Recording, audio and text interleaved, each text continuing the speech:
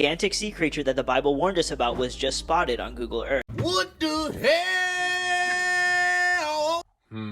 Are you sure this is not one of those juicy misinterpretations of the scriptures in order to bait people to watch the video? Isaiah 27:1, the Bible details about a giant serpent sea creature named Leviathan that will continue to roam the sea until the end-time judgment of God. Yeah, no. Isaiah 27 is not talking about some literal sea monster roaming the sea awaiting its destruction because of the judgment of God. If Isaiah 27 was talking about a literal sea creature, I highly doubt it, as if a non-sentient sea creature is somehow on God's hit list for judgment, as if it's under the seas committing a bunch of iniquity and wickedness and sin. Instead of some literal sea monster, when the Bible refers to Leviathan, it's actually referring to a king along with his kingdom that is ultimately influenced by the devil to come against God's people.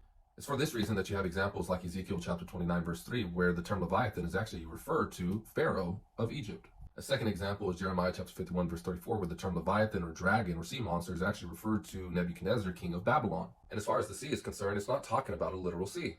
That's why when you read Revelation chapter 1 and verse 15, you have the example of the great whore that sits upon many waters. And in verse 15, it tells us explicitly that waters refer there to nations, people, and a multitude. Now go ahead and compound those two ideas together, Leviathan and dragon, along with sea. And in Revelation chapter 13, we have an explicit example where a dragon is over the seashore, and from the sea comes a beast. And so out of the multitude of wicked people and a kingdom and a nation, an individual rise up. So the basic picture is that an individual will rise up out from among the wicked people to serve as a ruler, to lead those evil people, to resist God's people and oppose them and fight against them. Now here's where it starts to get very creepy. Ooh, creepy. Recently, people started noticing on Google Earth that a large formation of what looked like a giant sea creature started appearing and actually displaying movement. On top of this, an anomaly bigger than ever reported before was being detected, sending off mass alerts, which was leading many to believe that some giant sea creature in the earth was awakened. Strange activity was also... So I've already demonstrated from the scriptures that it doesn't refer to any literal sea monster. Secondly, who cares about what the average Joe is seeing on Google Earth anyways? Most people think that they're an expert on matters that they have no knowledge of, and then they postulate an erroneous idea. If we're actually curious about what these readings and data actually mean, it's probably in our best interest that we would consult a qualified scientist whose expertise and knowledge is actually relevant to that particular field. Strange activity was also being reported from other sea creatures, as massive amounts of whales were swimming to the shores, unaliving themselves due to some unknown fear.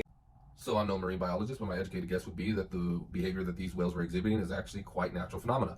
And someone who has knowledge in that particular field can give a reasonable explanation.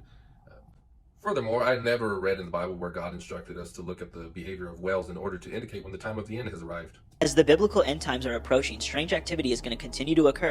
We're not in the end times. The last days were the last days of Old Covenant Israel. In Matthew chapter 23, verses 33 and following, Jesus made it clear that Old Covenant Israel would suffer for all the blood that was shed from Abel to Zechariah, and it would be required at that generation, and that their house would be left unto them desolate.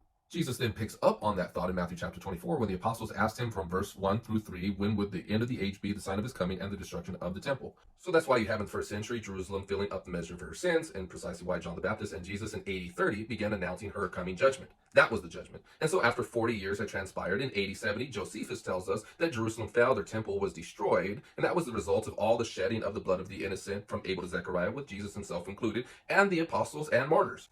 And it's for that reason, 1 John the Apostle says, in their time, they were in the last hour, and Paul in 1 Corinthians chapter 10, verse 11, upon us, that is to say his generation, has come the end of the ages. And therefore the last days, or the end times as we like to call it, does not refer to the last days of the entire cosmos before it's blown to 1,000 pieces, but instead refers to the last days of Old Covenant Israel before she was to face her judgment, which alighted on them AD 70 because of all of their iniquity.